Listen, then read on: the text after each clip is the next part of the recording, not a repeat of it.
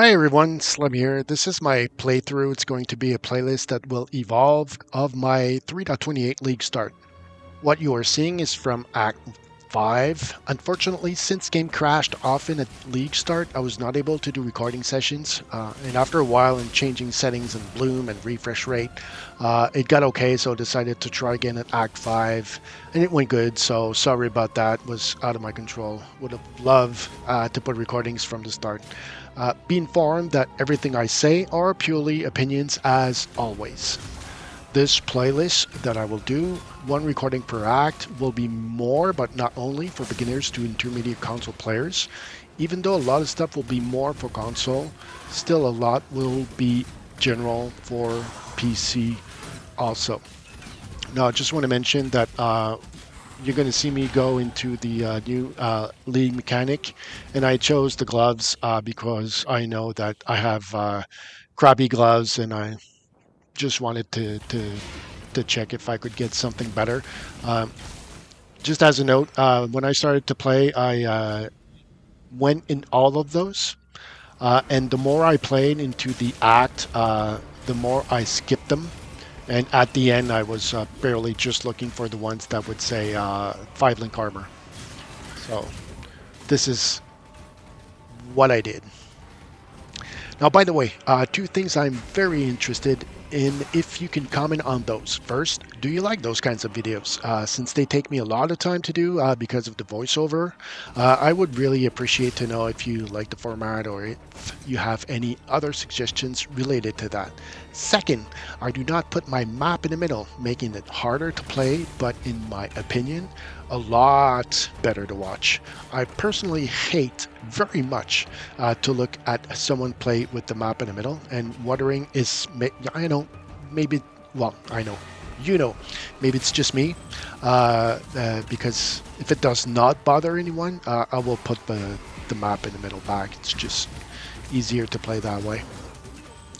Last bit of intro. If you're new here, I've been playing PoE on PC for about 4 to 5 years now and making bids as a hobby, mostly for console players, since almost nothing out there to help this community. This series is going to be a kind of playthrough, walkthrough, explaining tips, guide, thoughts, etc. So all this put together.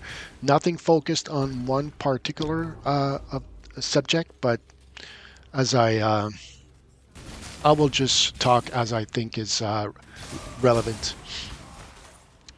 Um, all right, first subject, my opinions about 3.28 League. So the new stuff is okay, talking about the Mirage part. So like I said, when I started, I decided to do them all. After a while, it filtered them, and by the end was doing only the ones that I said 5 link. So for this part, I would say not super enjoyable, but okay. Maybe the more I will progress, the more interesting it will be. As I am doing this voiceover, I finished the campaign and in the progression of doing low tier maps. Uh, just by the way, a couple of seconds ago, I did unlock and lock back clarity. Just want to explain that. So I'm having big mana issues, and when I play, I always unlock and use clarity, which gives me mana regen because my mana flask is in the middle, and that means I need to use the D-pad, which I hate very, very much. So I always try to be able to uh, not use a mana flask at all. That is why I always take clarity. I think it's level 10 or something like that. I know it's close. If it's not 10, it's very close. And since this is a evasion-based build, which means green, which means dexterity. You need intelligence to use clarity because clarity is a blue gem. So I want some control on when it progresses, when it levels up, because the more it levels up, the more intelligence it uses. And sometimes you're just changing your gear, and in the new gear you have less intelligence, and now you have like a clarity at level 10 that you cannot use anymore, so you have to buy another one at level 1 and stuff like that. So I really want to control when clarity gets uh, levels. So that is why from time to time I just check, is it ready to level? How much intelligence do I have? Should I leave it there? Stuff like that. So that's what happened. To continue on 3.28, I think there's more mobs in the campaign, which is very good for over leveling XP. I also think that some act bosses are easier than usual. I'm not sure about this one. It's just how I feel it. I also think the ground loot is better. There's a lot of people that talked about this just before the league, and I think it's better. So yeah, so here same principle. Looking to see if I can get a better helmet on the league mechanic. Only once during the campaign I came by a new door that sent me somewhere new where I got a Val Righteous Fire from the room. I think they have added a couple of those in the campaign, if I remember well, and more. It's more, I think, for people that like to do the entire region before moving on to the next one. And in all Act 10, only saw one, and it's impossible, well, improbable that they have put only one of those. But again, I've been doing the campaign like 100 times, so I practically, just do my path and I don't wander around. So maybe that's why I did not see them. But again, not 100% sure on this one. I still have a lot of readings to do regarding the new stuff. I really like the new mapping system a lot from the small experience I have with it. But I will discuss more on this when doing maps.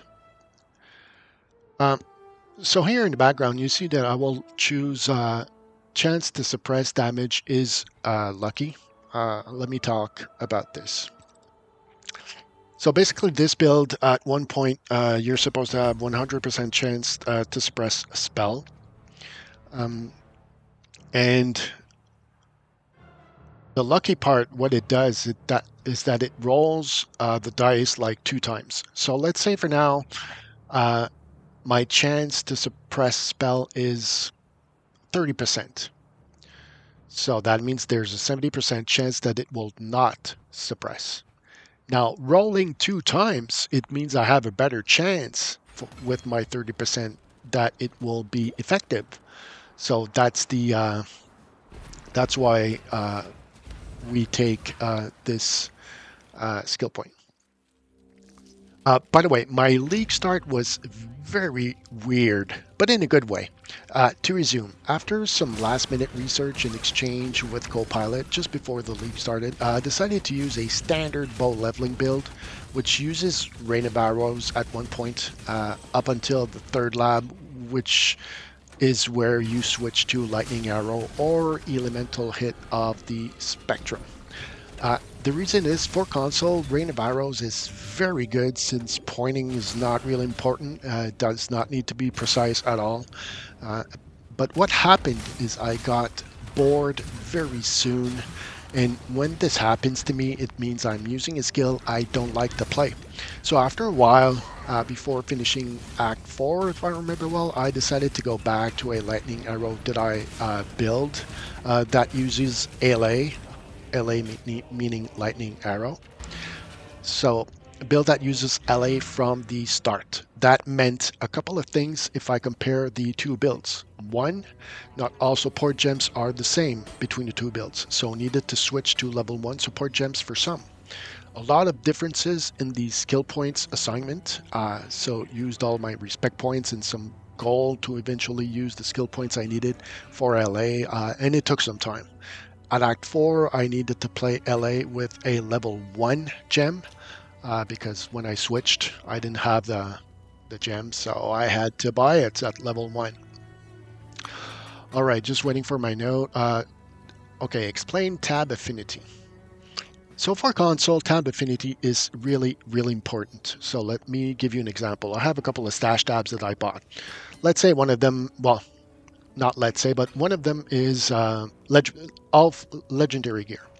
So if I go in my legendary gear tab, stash tab, and I click on affinity, What that means is that if I have a legendary gear in my inventory, the one on the left, and I just click on stash, it will automatically place it in the legendary gear stash tab. So imagine I have a stash tab for legendary gear, one for currency, one for flasks. I have a couple of those. So that means pretty much everything except gear will automatically go in the right stash tab. So I also have one for cards. Um, so it's just a lot easier and a lot faster to do inventory management when you use this. And you can only use those on stash tabs that you bought. You cannot do this on the four default ones you get when you play the game for free. So just a quick note on this because this is really major when playing on console. So even though what I mentioned, all the cons of changing the build right in the middle, not even in the middle, after 3 acts, I think 3 or 4, I changed to LA. Even though all those negative stuff that I talked about a couple of seconds or 2 minutes earlier, it still went very well and a lot better than I expected, actually. So what you are seeing right now is after I switched to LA build, without all respect done, I'm going to use this build to get to maps and do tier 1 to 5 maps, and after we'll probably grind a little bit for currency, leveling gear, harvest for easy crafting, and blight for mostly oils for anoints, and a lot of different stuff that blight gives you, which is what I normally do on League Start. I will focus my Atlas tree on those, and at the same time, of course, I'm going to focus on the points that says a 2% chance to get a connected map or something like this. I'm just going by heart. After that, for now, thinking of redoing the campaign with a second build, which for now will be Shield Crush Slayer, which looks like popular within content creators. Did a little bit of research, of course, before starting the league. Just not 100% sure for now. By the way, the build guide I'm using is from maxwell.gg, and if I remember well, it's an archive one, but still okay. Probably from Crouching Tuna, I guess. I'm not following it by the letter, but use it as a base, since I always change some stuff when using build guides. By the way, this map, which is, I don't remember what's the name of this map, but it's my favorite map to do some grinding. I did not grind anything during this playthrough because I'm playing softcore. But when I play hardcore, well, mostly when I play hardcore, I will always do some grinding on this map. It's one of my favorites, it's one of the preferred maps that comes up if you listen to other content creators. Talk about filters. So I'm using very basic filters normally when I start a campaign. If you go to the Pewee website, there's a filters place where you can just see which ones are popular, and you will see one that will be, like normal, semi-strict, and strict. I pretty much play with those. So normally when I start, I use the normal one, and I switch to semi-strict at one point. I don't stay in standard very long, sometimes half Act 1 or maybe Act 2. I'm going to switch to semi-strict, and after that switch to strict when I get to maps, something like this. And if you go on the website, you basically only have to click one button. Is it follow? There's like 2 buttons. There's one that copies the filter, but the other one, I think it's follow. And if you click that, you will have access to this filter when you load the game. If you're already in the game, you have to. I think there's a refresh filter button somewhere, or if you just log out and back in, you will see it. So pretty very easy. So I just use standard ones when I play. Um, how I manage my inventory regarding gear. So I have like a premium stash tab where I put pretty much all kinds of armor. So, belts, helmets, gloves, and whatnot. And what I do is I like to make it clean for me. So basically, from left to right is the level requirement. So when you see that I'm placing stuff in my stash tab, uh, that's what I do. I just wanted to point that out. It's just easier for me after that to manage everything, because knowing that left is less, let's say, less good and right is the best. It's not really that 100%, because the effective level or eye level is sometimes, well, not sometimes, pretty much always not the same as the level requirement. But since to get the eye level, you have to press R. Is it R3? No, it's L3. If I remember, I remember well, and I don't like pressing that, so that's how I do it. Now I'm going to talk about how I manage my middle flasks. So that means not the one on the left, which is L1, not the one on the right, which is R1, but all the three others, which is D-pad left, D-pad up, and D-pad right. I really, really hate to use my D-pad. So one trick, or what I do to resolve this issue. And by the way, I'm not sure. I'm just waiting to see if I have put an evasion flask yet in one of them, and I practically never use it because it's on the D-pad. So what do I do? First thing first, I often going to use two health flasks. So my health flask is L1, uh, and my second one can be anywhere in the middle. So D-pad left or up or right, doesn't matter. I'm going to use two silver flasks. One of them is going to be on R1, the other one somewhere in the middle. So what that means, let's talk about the health flask. So when my first health flask, which is on L1, is going to be empty. If I still do L1, because I have a health flask somewhere else, I just need to continue to press L1 and it will automatically use my second health flask, even though it's in the middle. Exact same principle for my silver flask. I have two. So the one that is far right, which is tied to R1, is empty, no more charges. It will automatically use my second silver flask if I do R1. So basically I have resolved my problem except for one flask. And this flask right now, it's my mana flask. And since I have a mana issue right now, it's a problem because I often have to use my mana flask. So for this, I always try as soon as possible to have good mana regen, so I no longer need a mana flask.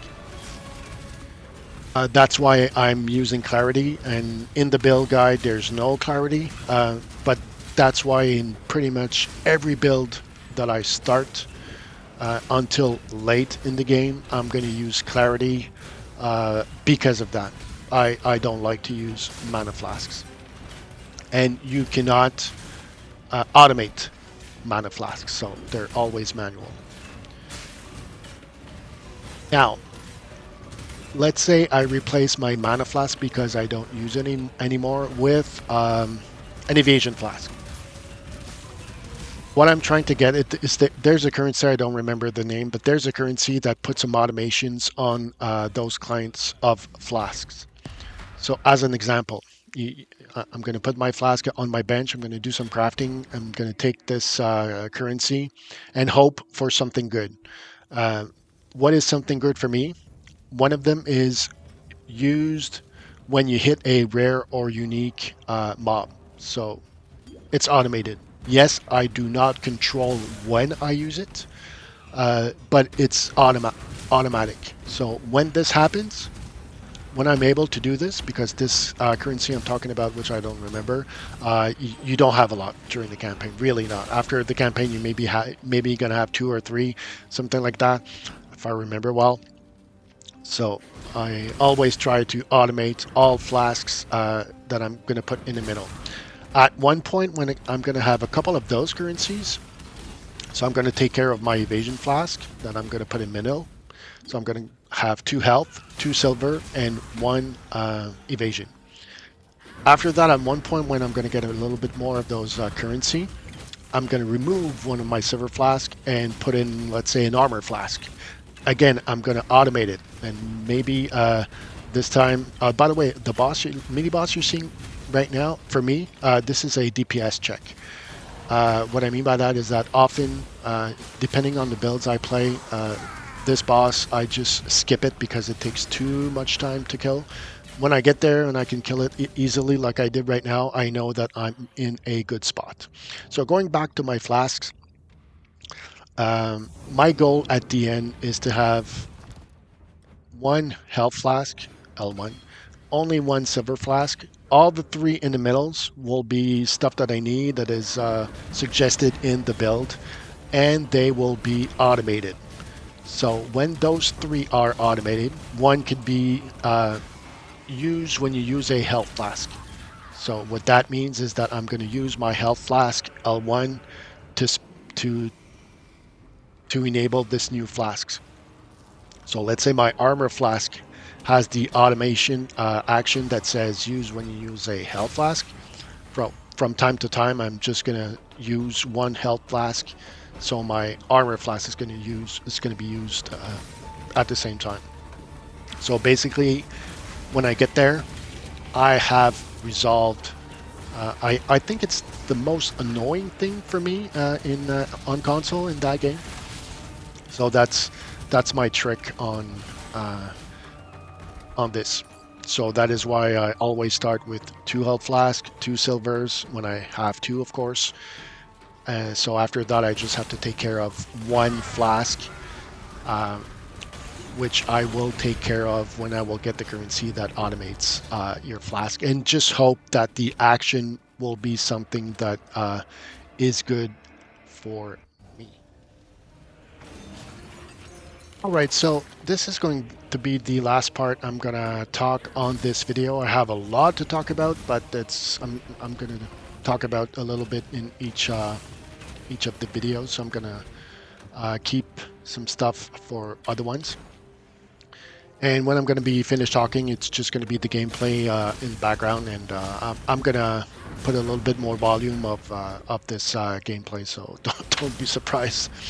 Uh, so I want to talk about why do I pick up so many different gear stuff.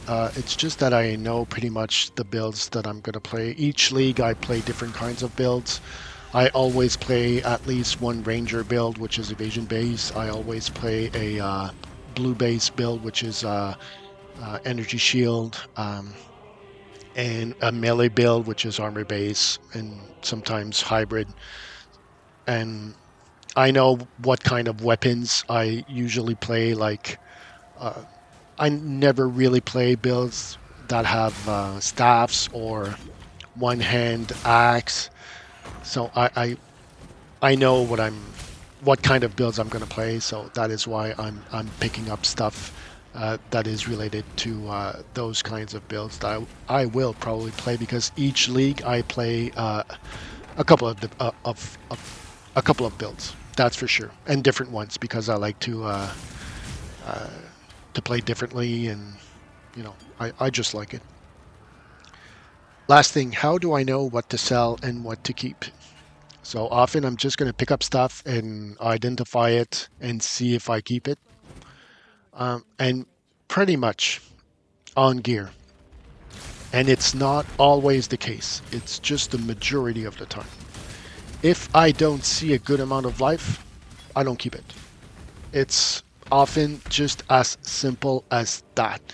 There are exceptions where I will see like amazing affixes on it, and sometimes I have like you can add health on your bench when you craft if you have a prefix that is open. So sometimes I'm going to pick up something. It's not going to have health, but it's going to have very good stats for something else, different stuff. And I'm going to look, do I have an open prefix? And if so, well, there's a good chance I'm going to keep it because I know I can craft some health on it. Because, like, pretty much everyone says you focus on health and resistances during the campaign. So you pretty much have, well, need, maybe it's exaggerated to say need, but I'm going to say it. I'm still going to say it. So you need health and resistances pretty much on every piece of gear. Of course, I'm excluding your um, like your bow or your mace or weapon. Weapon is the word I was looking for. Um, but besides that, you know, your helmet, your boots, your gloves, your chest, you pretty much need a lot of resistances and a lot of health. So that is my criteria when I look at gear to see if I sell them or keep them. So hope you enjoyed. Hope you enjoyed the rest of the playthrough. I will put some timestamps also to make life easier for you guys. So, like I said, if you remember well, there's going to be a little bump, not crazy, but a little bump in the volume of the playthrough when I'm going to be finished talking. And hope I'll see you in the next act. Take care, everyone.